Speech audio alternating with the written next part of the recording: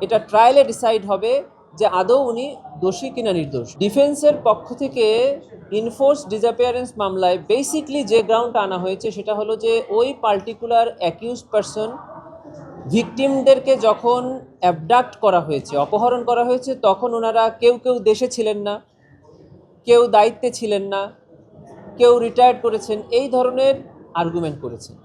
আমরা প্রসিকিউশনের পক্ষ থেকে দেখিয়েছি যে এই আইনে আমরা 5টি অপরাধের অভিযোগ এনেছি। একটা হলো অ্যাবডাকশন মানে অপহরণ, আরেকটি হলো কনফাইনমেন্ট মানে আটক করে রাখা বেআইনিভাবে, 3 নম্বর হলো টর্চার নির্যাতন করা, আরেকটি হলো ইনফোর্স ডিসঅ্যাপিয়ারেন্স মানে গুম করে রাখা। এর যে কোনো একটি অপরাধের সাথে সংশ্লিষ্ট থাকলেই এই আইনের অধীনে তিনি অপরাধ করেছেন মর্মে গণ্য হবে। কোকো ও শিয়া বাটারের ইউনিক কম্বিনেশনে তৈরি Natura expert care body lotion স্কিনের ড্যামেজ হিল করে, ত্বক রাখে সফট ও ময়েশ্চারাইজড। লুকিয়ে আর কতদিন, বাই বাই ড্যামেজ স্কিন। তো অ্যাবডাকশনের সময় উনি ছিলেন না, কিন্তু পরবর্তীতে যখন তাকে কনফাইন করে রাখা হয়েছে আয়না ঘরে অথবা গুম সংক্রান্ত যে কোনো সেলে, তখন কিন্তু ওনারা সেখানে দায়িত্বে ছিলেন, এটা ওনারা অস্বীকার করতে পারছেন না।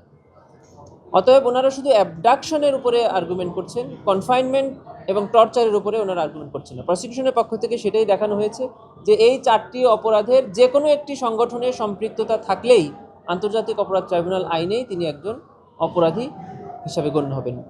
সর্বশেষ কথা হলো যে এটা হলো চার্জ হিয়ারিং স্টেজ, এখানে সত্য বা মিথ্যা নিরূপণ করার কোনো সুযোগ নেই।